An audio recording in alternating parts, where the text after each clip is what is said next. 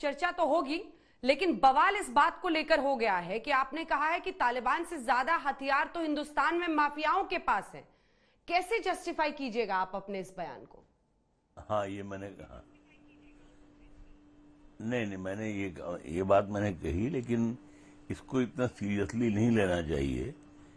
इसलिए कि तालिबान एक जंगली कौम है, हिंदुस्तान एक शहर है, एक मुल्क है।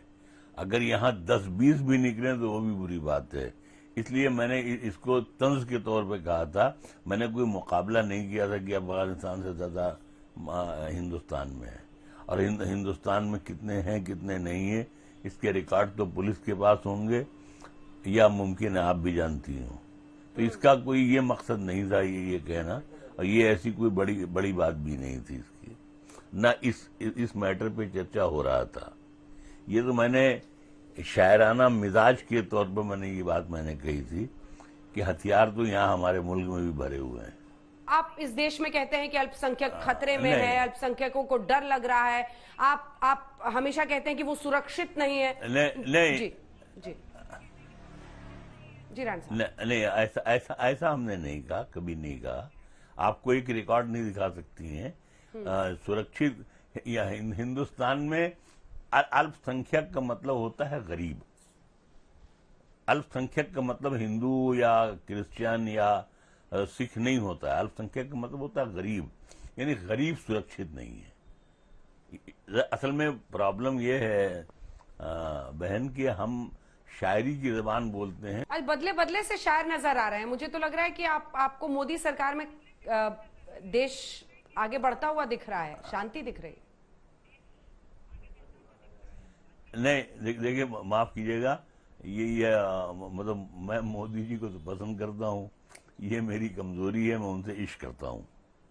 इश्क करने का मतलब ये है कि वो मुझसे नाराज थे जब मैंने अवार्ड वापस किया था, आपको तो याद होगा। तो लेकिन मेरी माँ के मरने पे उन्होंने जाती तौर पे एक खत लिखा, जाती तौर पर।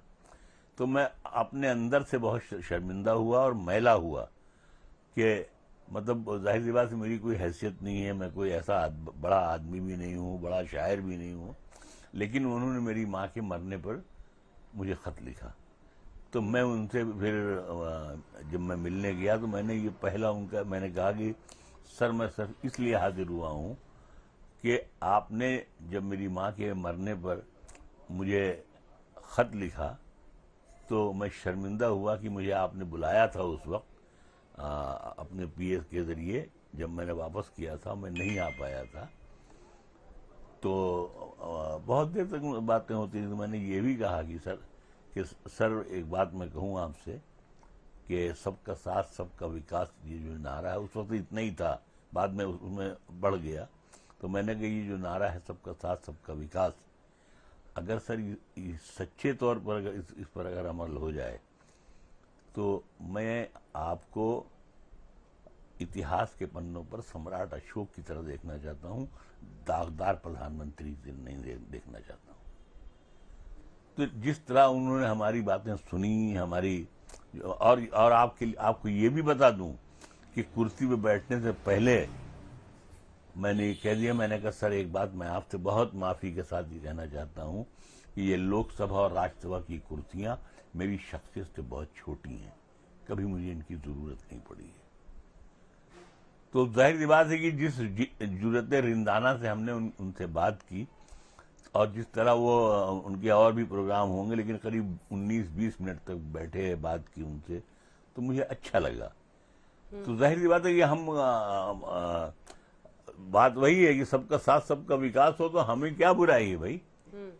और योगी जी से भी इतना ही इश्क है आपको? लेकिन जब गरीबों के साथ जुल्म होता, नहीं, योगी जी से थोड़ा इख्तलाफ है। मैं योगी जी से भी मिला हूँ, लेकिन ये कि वो असल में थोड़ा सा मठ के आदमी हैं, तो हमेशा वो योगी ही रहते हैं। लेकिन जो आदमी सत्ता में आता है, सरकार में आता है, तो वो लोगों से मोहब्बत करना भी सीख लेता है, हिंदू मुसलमान भूल जाता है, सबके साथ ख्याल करता है और रिजिड होना कम कर देता है। वो अभी तक वो नहीं कम कर पाए हैं। मुमकिन है कि अगर शायद नसीब उनको प्रधानमंत्री बना दे, तब सुधर जाए, ठीक हो जाए। अभी क्या गड़बड़ कर रहे हैं? कौन? योगी जी। कौन? योगी जी, आपने कहा ना कि अगर नहीं, प्रधानमंत्री अभी बन की हम जाएंगे बात तो नहीं कर रहा, आपने टोटल मुझसे। हाँ, मैंने कहा अगर प्रधानमंत्री बन जाएंगे तो शायद सब लोगों से मोहब्बत से मिलने लगे। उनको भी ये सब काम जो है कि स्टेशन के नाम बदल दो, शहर का काम बदल दो, ये कर दो, वो कर दो, ये जो गैर जरूरी काम है वो शायद वो छूट जाए, अच्छे अच्छे काम करने लगे।